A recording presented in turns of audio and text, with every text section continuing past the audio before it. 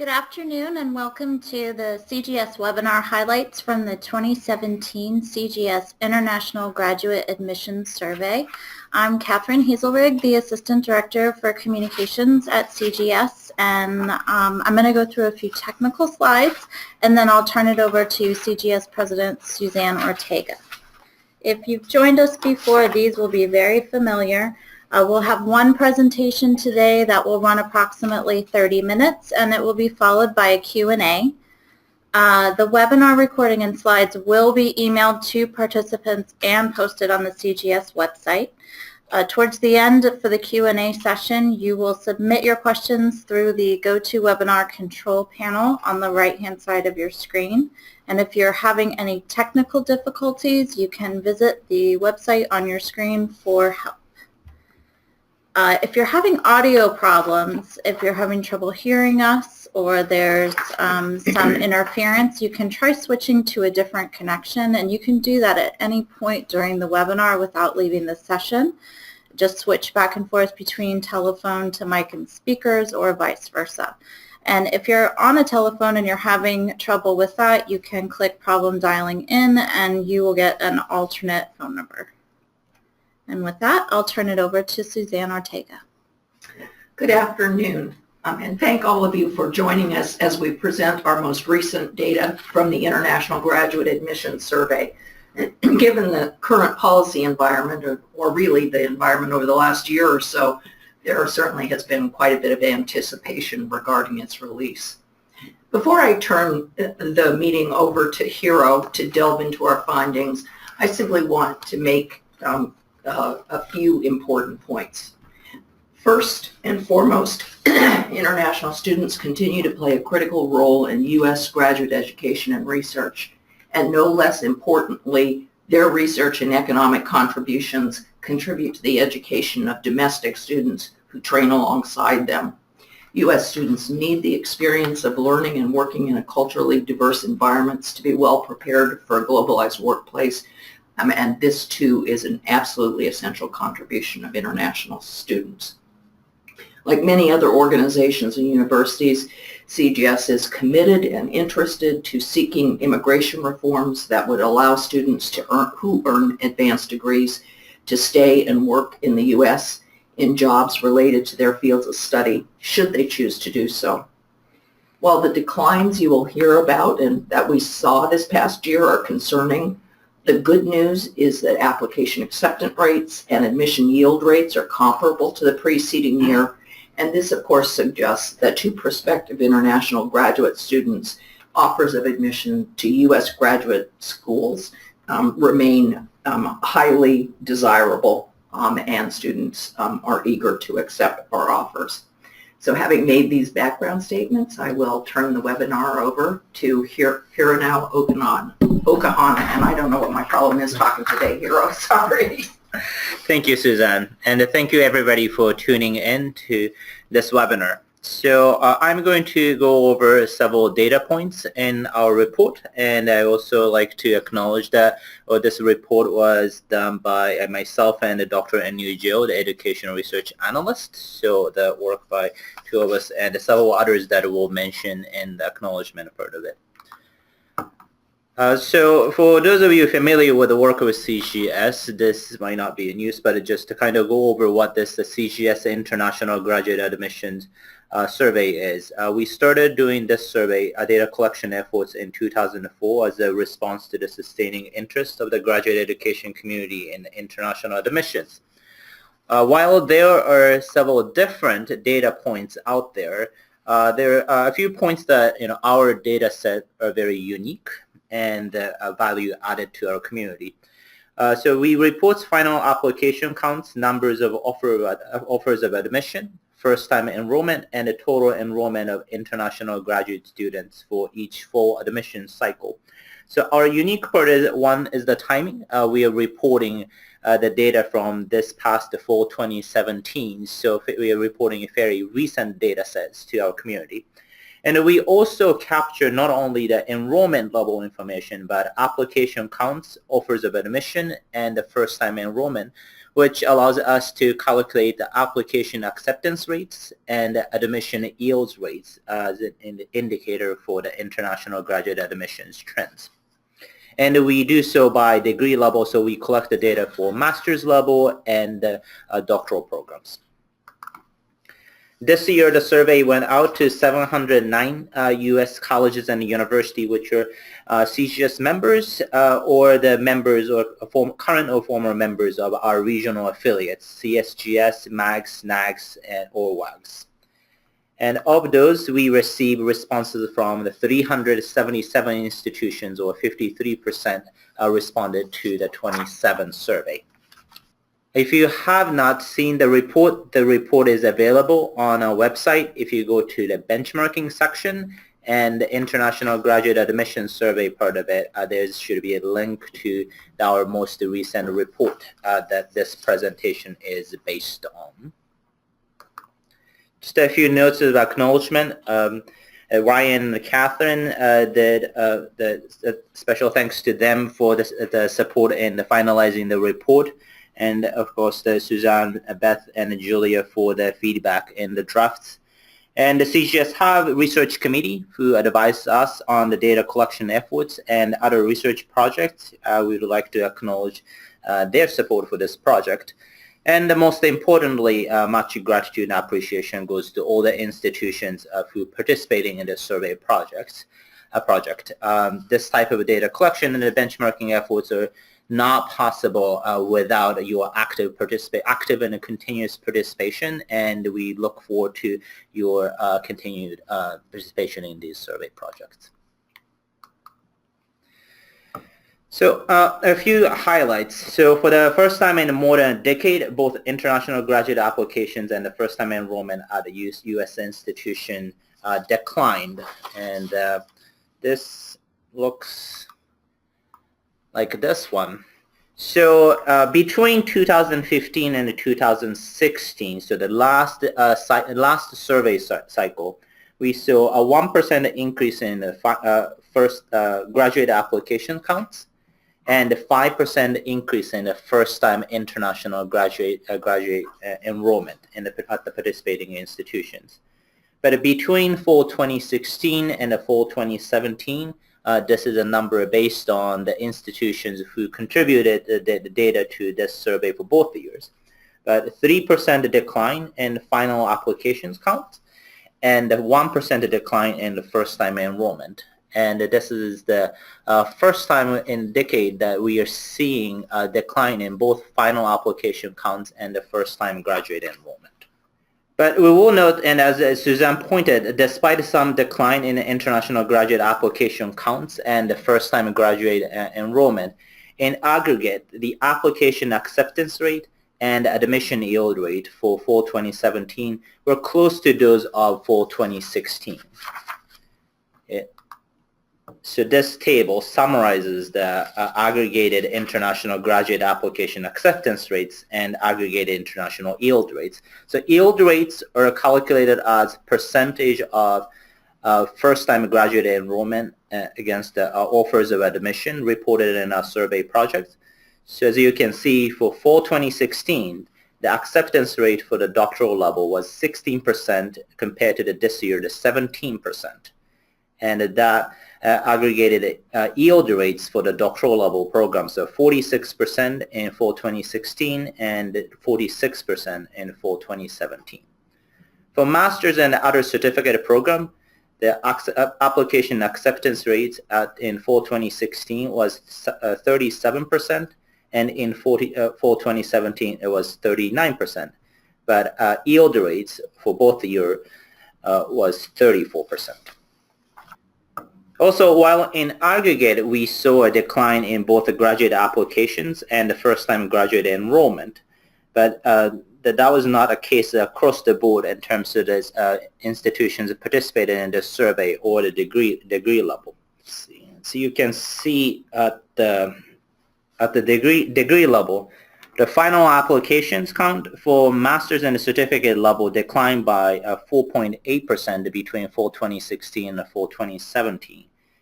But at the doctoral level, application counts declined only by 0.4%. And in terms of first-time international graduate enrollment, at the master's and certificate level, it declined by the 2.8% between fall 2016 and fall 2017, but it increased at the doctoral level by 1.8%. In terms of at the different institutional characteristics, at the doctoral universities with the highest research activity, application declined only by 0.9%, compared to the doctoral universities with a higher research activity, and the doctoral research universities, the application went down by 8.5%. And the master's institution and other types of institutions in aggregate, application counts went down by 24.6%. And in terms of first-time graduate enrollment, at the doctoral universities with the highest research activities, first-time graduate enrollment went up by 1.4%, while at the doctoral university with a higher research activity and the doctoral research university in aggregate, the first-time graduate enrollment went down by 9.4%. So those are some of the highlights at the overall aggregate level for the degree level. In terms of different countries, China and India continue to be the two largest countries of origin for international graduate students studying at the U.S. institutions. This has been the continuing trend that we are seeing. As you can see, in terms of graduate applications, the China and India sent a bulk of graduate applications to the United States, and both China and India alone is much larger share than the other Asian countries, the European countries, and the Middle East and the North American countries, North African countries. And in terms of the first-time international graduate enrollment, 1/3 of first-time international enrollment at the doctoral level was for Chinese students, and followed by Indian students and 13%, and other countries of origin. At the master's level, the 38% of first-time international graduate enrollment was from the Chinese students, and this year, 31% was from Indian students. India, Saudi Arabia, Europe shows some notable changes, both in terms of total applications and the first-time enrollment between fall 2016 and fall 2017. We show in this chart. First, so India, their first-time both final application and the first-time enrollment went down. Applications by 15% and the first-time graduate enrollment by 13%. And for Iranian students, first-time graduate applications went down by 18%, and first-time enrollment went down by 16%. In comparison, Saudi Arabia's their application counts went down by 21%, but their first-time graduate enrollment only went down by 2%. In contrast, we saw more applications coming in from European prospective students, and increased by 18% between fall 2016 and fall 2017. And their first-time graduate enrollment increased by 1%. We also noted that the number of students from Mexico and Canada applying to and enrolling in U.S. graduate schools declined between fall 2016 and fall 2017. For Canadian applications, it dropped by 9%, and the first-time enrollment of the Canadian graduate students dropped by 7% between fall 2016 and fall 2017. And for Mexican graduate applications, it went down by 14%, and the first-time graduate enrollment went down by 10%. And this was a particularly interesting point, looking at some of the data sources from outside of what we know. So this chart displays the U.S. favorability and the confidence indicator that the Pew Research Center put together. And as you can see, for Mexican and the Canadian nationals, that their confidence and the favorability toward the United States sharply declined in recent years. And that sort of coincides with what we are seeing with changes in the graduate application and the first-time enrollment count. And in terms of the fields of study, engineering, math, computer sciences, and the business continue to be the most popular fields of study, both in terms of number of graduate applications and first-time enrollment. As you can see, in terms of at the master's level, engineering, math, and computer science and business, the 29%, 28%, 20% respectively.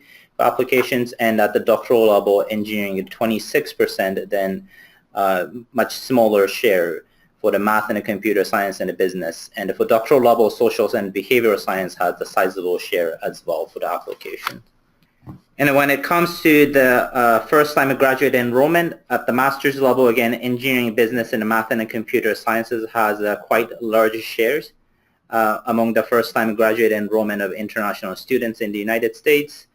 At the doctoral level, the business had a much smaller, only 4% share at the doctoral level. But other fields, the sort of social science and social and behavioral sciences have the 11% share among the doctoral students. So some of the key takeaways that that we have by looking at these numbers, and we welcome you to send questions in as we go through.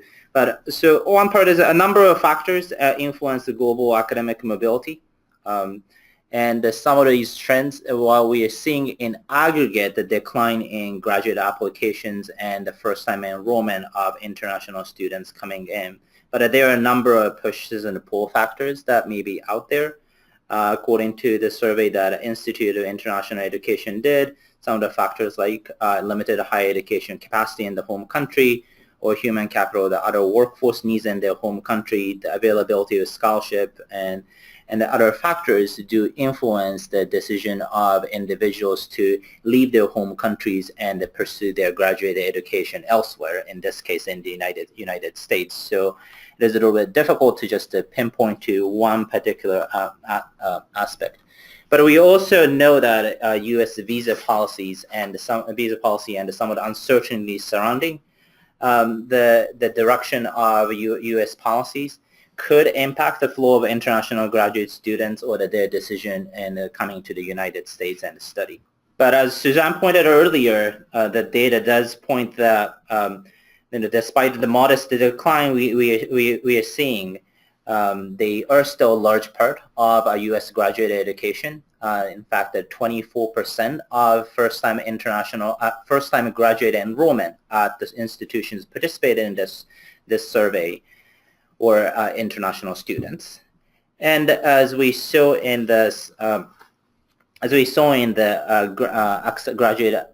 application acceptance rates as well as the yield rates, it suggests that when opportunities are offered to prospective international students to pursue their graduate education in the United States, they are still equally likely to accept those offers and come to the United States in pursuit of their graduate education. So we feel that the U.S. graduate education is still highly valued by these prospective international graduate students.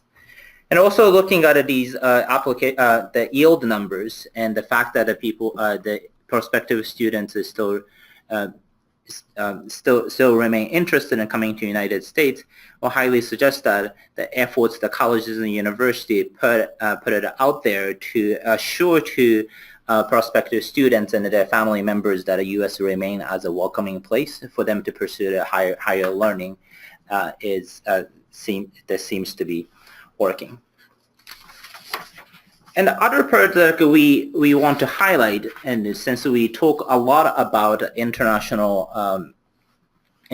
students, but having international graduate students do benefit the domestic students as well. By having these students alongside with having international students along our U.S. domestic students, we are providing the experience of learning and working in culturally diverse environments, and so that they can be better prepared for the globalized workplace as well. And some of them, in addition to providing more enriched learning environment for our domestic students, they do provide in a measurable way. So some of the stories that we captured in a recent month on the Grad Impact do include some of the stories that are coming out from international graduate students studying in the United States and making a significant contribution to the university and the surrounding community and others as well. So this is just one example that we have on our website. And it is like another example that we have. And if you have any stories about international graduate students and the domestic graduate students making an impact at your campus or your community, that we encourage you to send those stories along and share with others as we try to make a collective case for graduate education. So that's all we had in terms of the data points that we wanted to cover and share.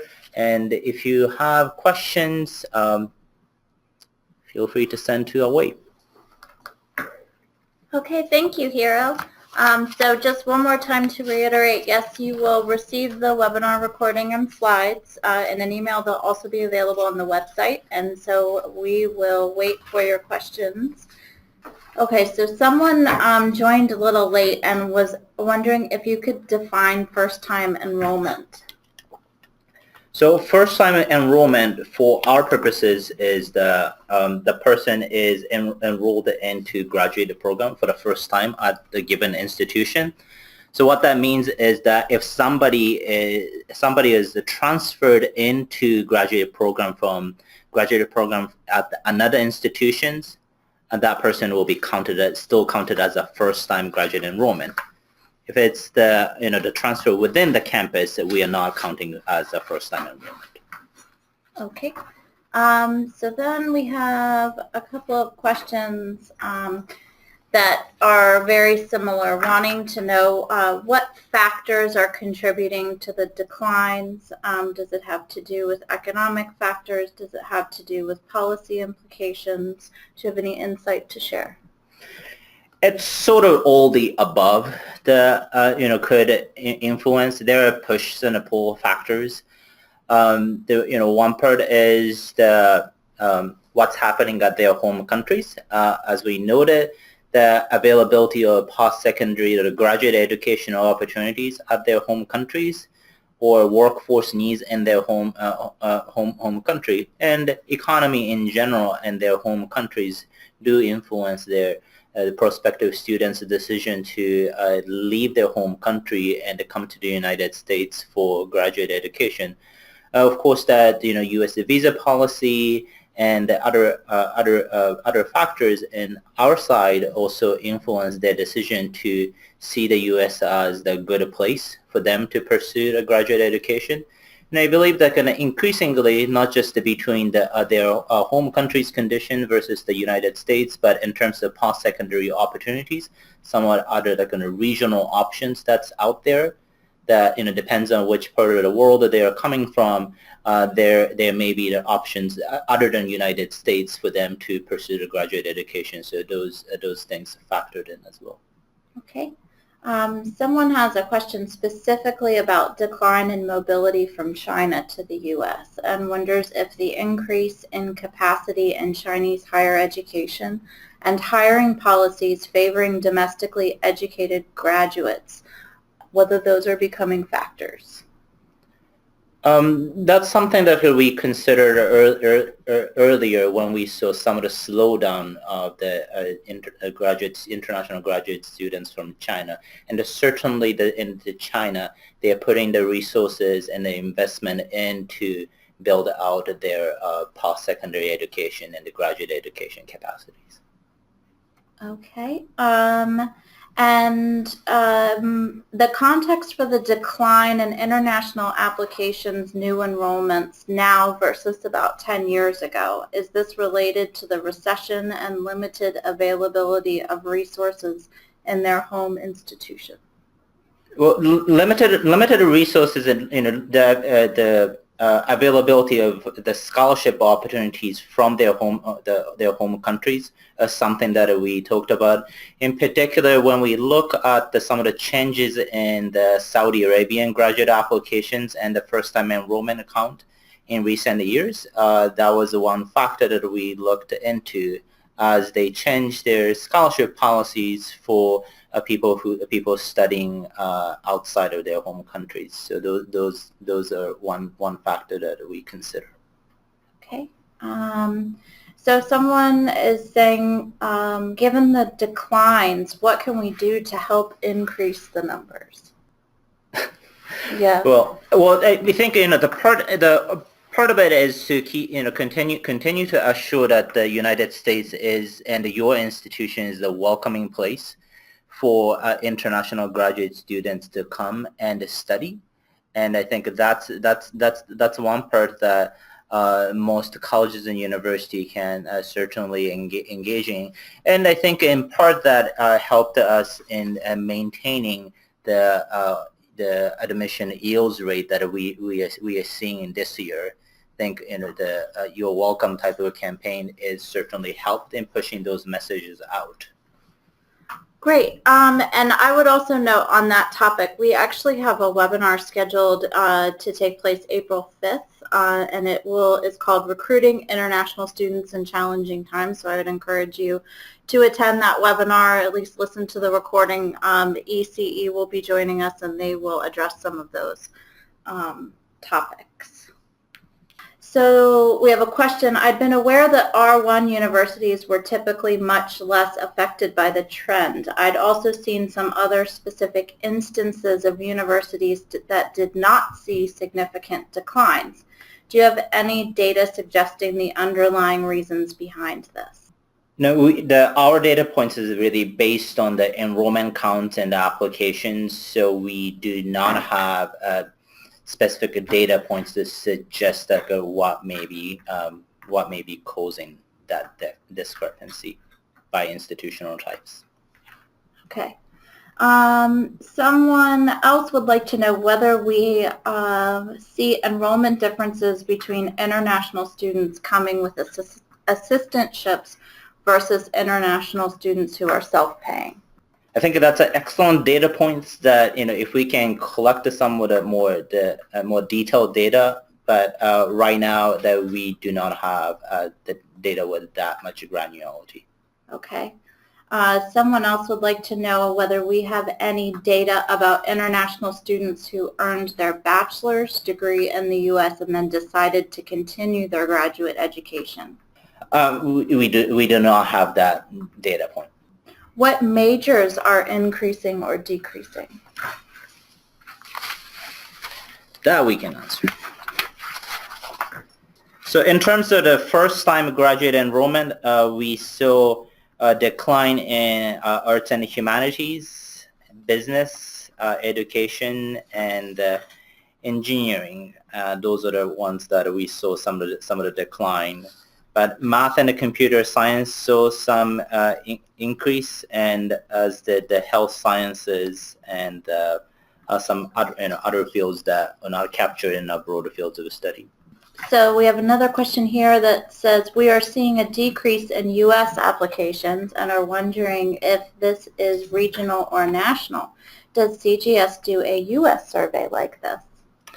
Yes, so we do we do jointly with the ETS GRE, our graduate enrollment and degrees survey, and that survey is currently in field, and the report for fall 2017 enrollment will be released in fall. So we have a couple questions here about the April 5th webinar. Someone wants to know if it's free. It is available to CGS members, yes. Someone else is asking, how can I register for the April 5th webinar? We will be posting the registration link on the CGS website. We'll also send an email invitation out to members within the next probably 2 weeks. Are you hearing of any trends in international applications for fall 2018? So we have not fielded that survey, and the plan is that in May or so we'll be fielding we'll have the flash survey or so to check in with our member institutions about where they think the graduate admissions for the current cycle stands. But in some of the anecdotal information that we seems to be gathering is some of the larger institutions, the application-wise is steady to slightly up is some of the information we had, but we haven't captured much of the anecdotal information from the smaller institutions at this point. Okay, Thanks, Hiro. So we have two questions here specific to India. One person would like to know whether we have information on the visa situation for India, and someone else is asking about the impact on applications from India's demonetization process. Not sure what specific visa issue on India the question is referring to, so I'm a bit hesitant to answer the comment on that part. Demonetization part of it. So for last a couple of years, as we have seen the decline or the slowdown of rate of growth for Indian application and first-time enrollment, and then now we are seeing the decline. So that these recent trends, we saw that alongside with decline of the Indian currency value against the U.S. dollars. So in part, we suspect that that may in part explains the decline from India. But we do know, again, as we showed into some of the figures, that even with this decline between fall 2016 and fall 2017, India remains as the second largest the country of origin for international graduate students in the United States. And in fact, in terms of the numbers, a number of Indian graduate students in the United States, we still have a much larger number of students than we saw about 5 years ago. That was the starting point of the surge in the. A couple of people are asking whether we have any information on regional trends. Do international students prefer specific locations based on prospective job opportunities or just sort of quality of life? So we are in the process of doing further analysis with the data we have, and we plan to make some of the region-specific and institutional characteristics-specific analysis available to our member institutions. This report kind of gave a very broad analysis for all institutions, but we will have several more the data tables that's coming to our members' way. Did the data capture students who are in the U.S. in English language institutes but not yet enrolled in graduate programs due to low English proficiency scores? We only capture the information for those students that are matriculated into the graduate programs. Are you seeing a growth in international student enrollment through dual degree programs, 3+2 programs, etc.? We don't have the data point to check that. So we have a couple questions too that are more general based on insight on future trends. Do you foresee continuing declines by particular country, by specific field? I think, at this point, it's in part of your guess may be as good as our guesses. And, as you're much closer to prospective students, the insights you gain from your people in the field who are recruiting the international graduate students to get the sense of how people are feeling about coming to the United States and pursue their graduate education. And some of those insights or soft intelligence, if you will, it's something that we always welcome to get from our members. Are there data points to compare international graduate enrollment to international undergraduate enrollment? In other words, are the trends similar for undergraduate versus graduate? The general trend looks the same, but there's some of the nuance, the difference around it. There are a couple of other data points that you can do some comparison. One is the IIE, Institute for International Education.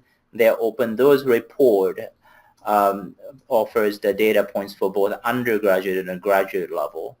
And also the USCIS, the U.S. Citizenship and Immigration Services, their visa number visa information, they do provide information by degree level so that we can do some comparison between the undergraduate trends and the graduate trend. Why such a big drop-off in applications and first-time enrollment in Europe?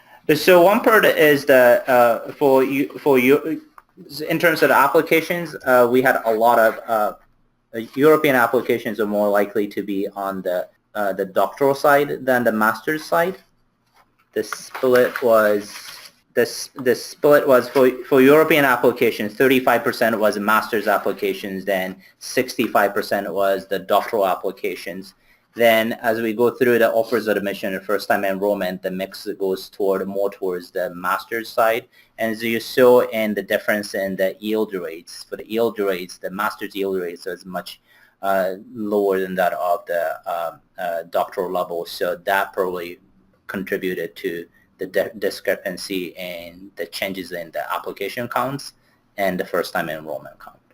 Okay, so we have a question back to visa issues. This gentleman's asking about a specific issue on campus, but just to broaden it, do we have any information on why the process is perhaps taking longer than usual? We do not have the information, and that's probably the best to went to the State Department and the Consular Affairs. Okay, looks like that's all the questions we have.